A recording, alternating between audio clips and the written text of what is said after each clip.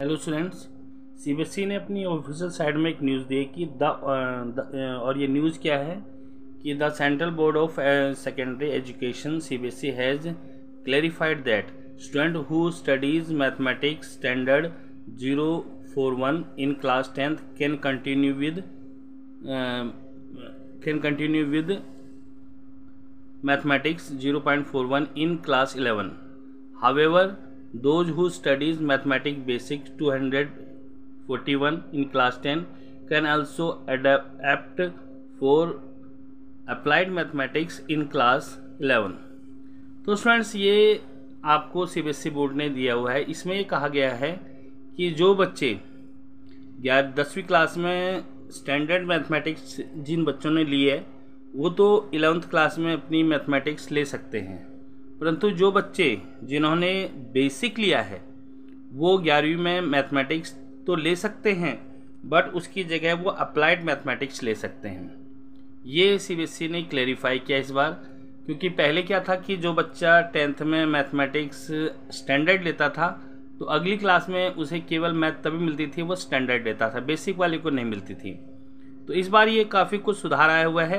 तो जो बच्चे इसको जानते नहीं हैं वो इसे ज़रा नोट कर लें, क्योंकि अब 10वीं के रिज़ल्ट आने वाले हैं। तो इससे पहले आप लोग अपना डिसाइड कर लीजिए कि आपको सब्जेक्ट क्या लेना है और किस तरह लेना है। Previously due to COVID pandemic, तो पहले जो था कोविड पेंडेमिक के कारण जो आपदा आई थी उसके कारण CBSE allowed student who studies mathematics basic 2041 in class 10 to take mathematics 0.41 in class 11-12. This exceptions will apply only for the academic session 2024-25.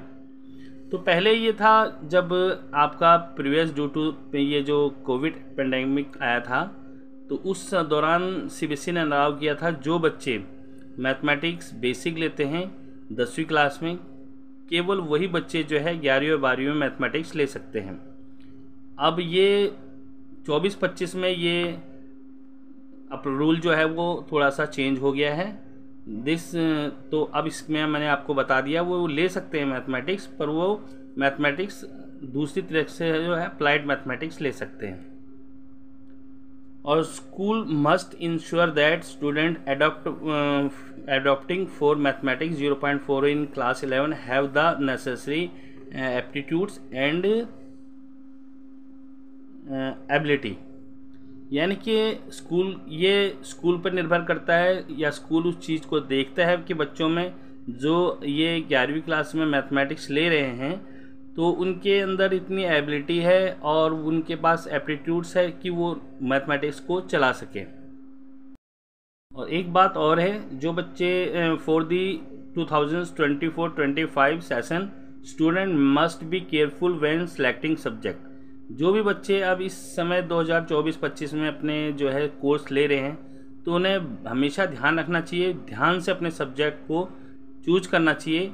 As changes will not be allowed once they are filled in the letter of confirmations. अगर एक बार वो letter of conformation में अपने जो subject भर लेंगे दोबारा उन्हें उसे चेंज करना अलाउड नहीं होगा।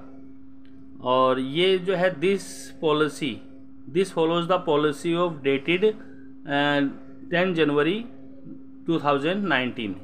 ये कन्फर्मेशंस दिए हैं जो है वो एक पॉलिसी के द्वारा कि भी 10 जनवरी 2019 को जो बनाई गई थी।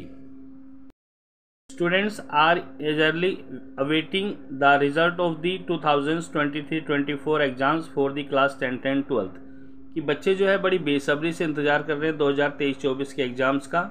The results are expected to be announced after May 2020 on the official website। और जो रिज़ल्ट जो आपका निकलेगा 10वीं और 12वीं का 20 तारीख मई को ऑफिशियल वेबसाइट पर निकलेगा। और ये ऑफिशियल वेबसाइट जो है वो आपकी है CBSE result nic.in। Keep an eyes on the official website. अपने ऑफिशियल वेबसाइट पर हमेशा ध्यान रखें। और एक cbse.gov.in for update on the result declarations date and time. Result declarations की जो टाइम होता है और इसके बारे में आप इस वेबसाइट से या उसमें कोई चेंजिंग आती है तो इस साइट से आप चेक कर सकते हैं। Okay, thank you.